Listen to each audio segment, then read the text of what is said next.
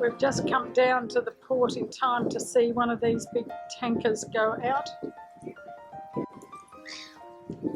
They all have to go out on high tide, one every 36 minutes, and they need 3 tugs, and they're in a channel that goes way out into the sea, and there's one that's gone ahead.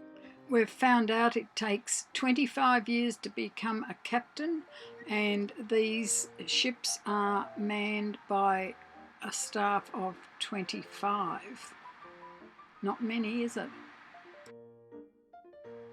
The channel is not very wide, and these tugs are turning to give the ship a nudge to go round the corner. The ships all go out on high tide, as you can see in front of us. One tug is returning. The ships sit in a bank 40 k's off the shore, and they require a pilot to bring them in and return them out to sea, and they use helicopters for the pilots to be transferred. Compared to the ships that we saw sitting in port, we can see how well loaded this vessel is as it leaves to go to the open sea. This ship has now turned and is heading out to sea.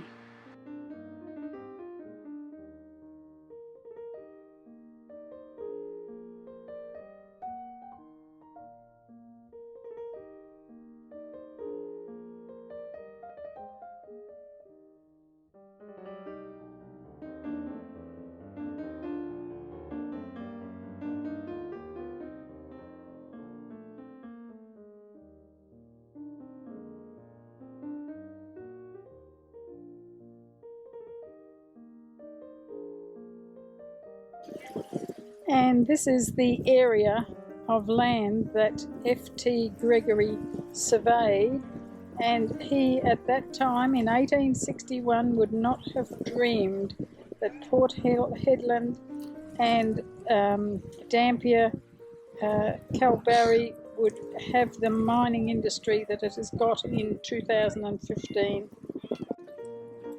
This ship is low in the water and it looks ready to sail. They only stay in port for about 36 hours to get loaded. The tug in the foreground is returning from the ship that went out before this one. We've seen it coming down the channel, watched it coming down the channel.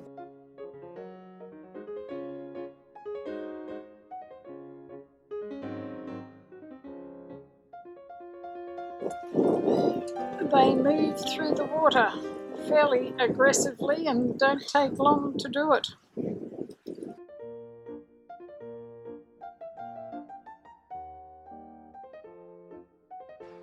And here's another huge beast of the sea heading out to the open sea, to a country way beyond here.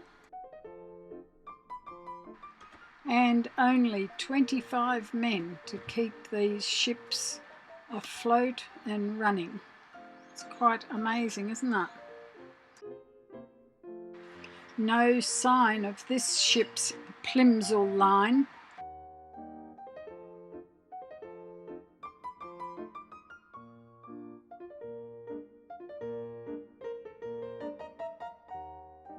It's long, isn't it?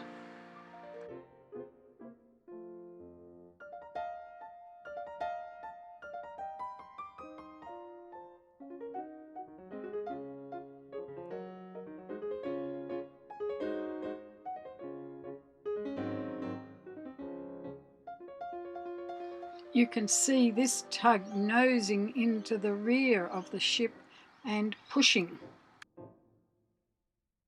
This is very interesting to watch. 2 tugs at the front pulling at the bow of the ship and the rear tug pushing.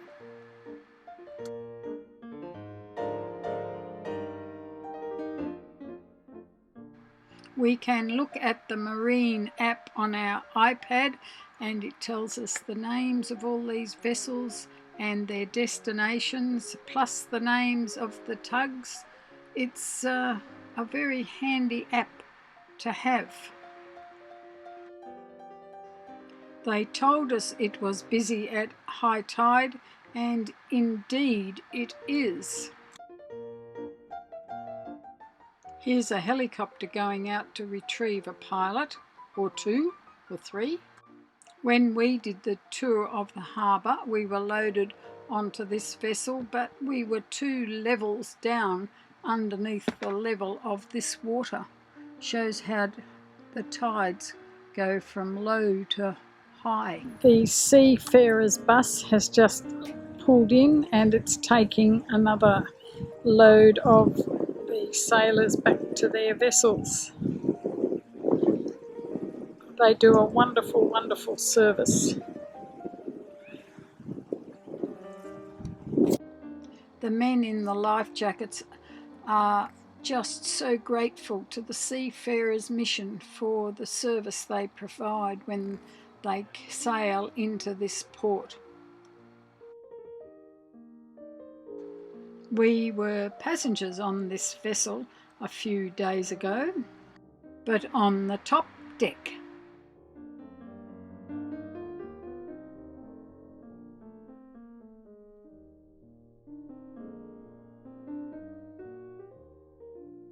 These are the size of the drains required for flooding in Port Hedland South, and over here is the hospital. A very modern affair, and they fly staff in from Perth for 2 or 3 days, and Jan has benefited top rate from the first class treatment for her ankle and her shoulder.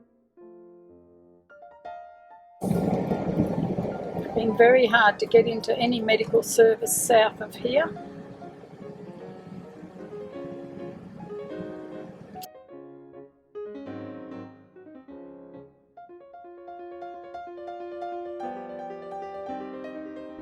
We're just passing an ore train.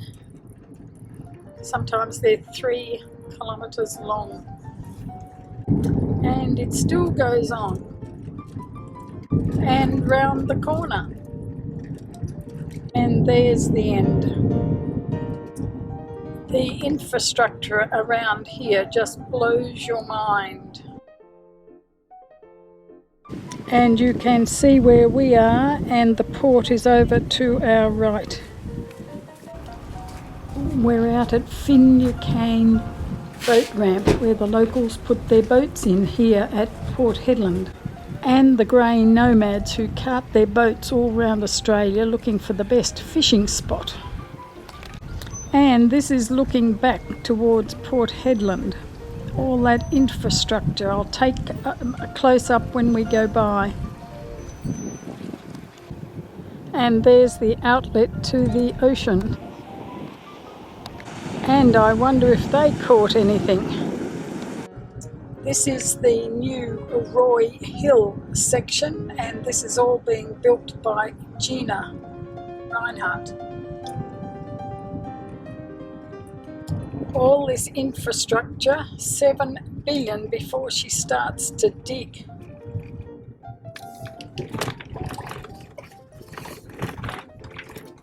It goes way out there to the port. Conveyor belt, railway line, don't know. That's the Roy Hill facility. Historic and Australian. And there's another very long train. Can't see the end of that one. Up there somewhere. And there it is over there. It's all very organised, 2 roll in and 2 roll out.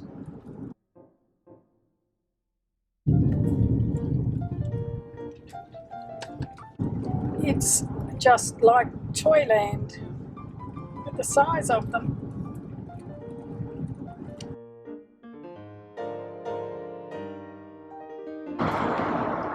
There's a bit of scrap iron, refined in the front and waiting to be refined at the back. Everything metal. Even containers waiting to be crushed. Look at the caterpillar wheels waiting to be crushed. Everything big. This must be where they repair the dump trucks. Not one, but many. And there's the crane that picks them up.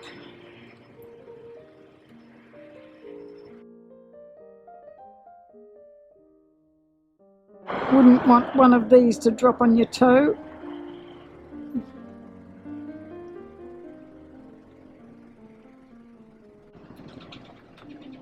Not sure what they're doing here.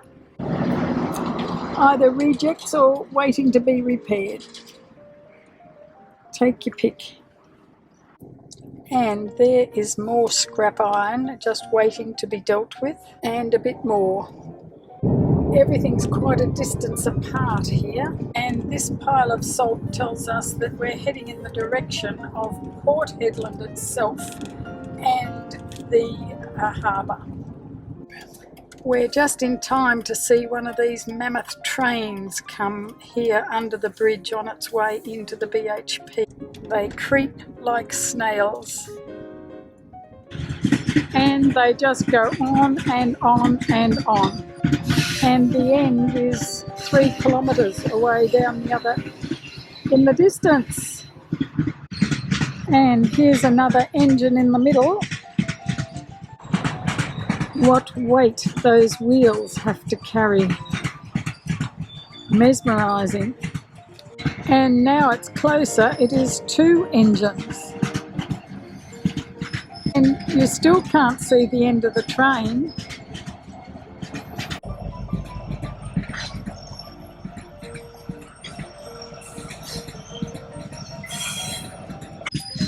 We think we can see the end of it now.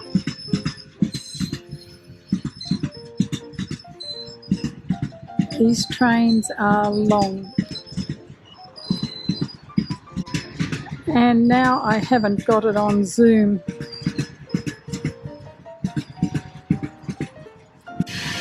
We think this train could have come in from Newman, which is hundreds and hundreds of k's away from here. And while you're looking at the train, take a look at that beautiful sky.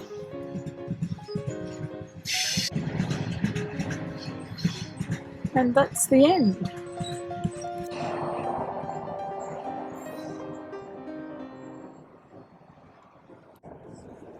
We're down at the port on Sunset, and they've just brought this iron ore ship in, and the tugs are just nudging it into position.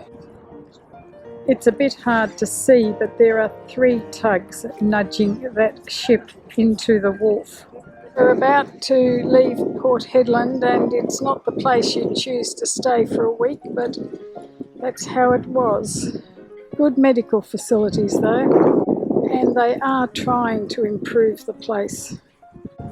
We're back in the big open country, and we're travelling south from Port Hedland towards Dampier. You can see the blue dot on the iPad. We're heading towards Wim Creek. We're actually travelling through a nice green patch.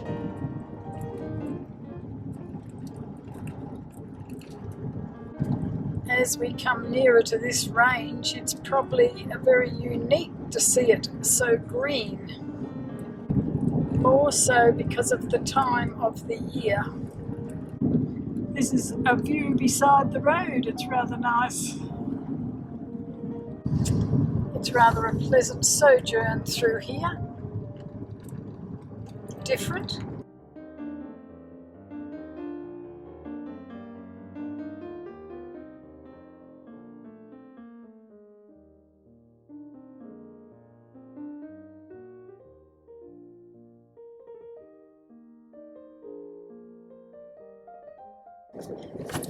This is the Wim Creek Hotel, and it's just been reopened. We called here 9 years ago, but apparently it has been closed, recently opened.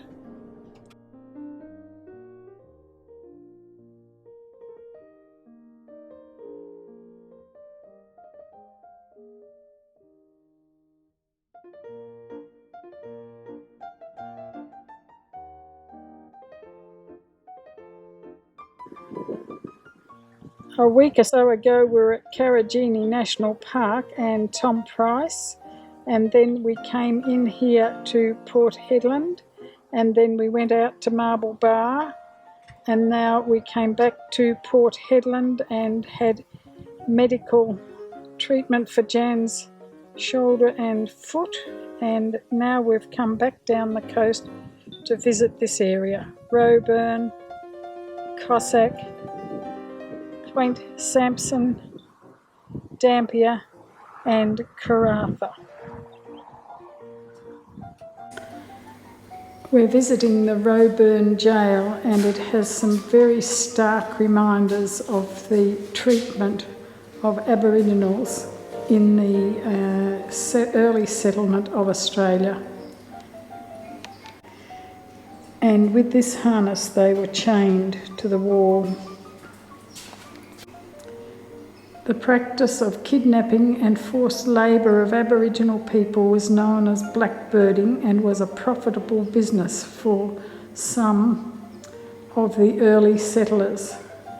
It's a sad sight, isn't it? This Aboriginal prisoner was here because he outran a trooper on a horse on 80 Mile Beach. And this is his penalty: running away to save his own life.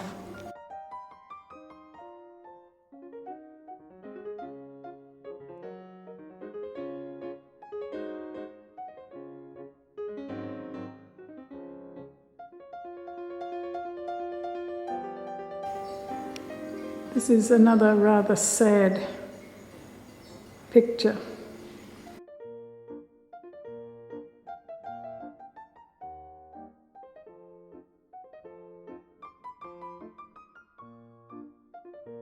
When one of the first settlers arrived, they dropped their furniture on the beach, thought it was above high tide, but it wasn't.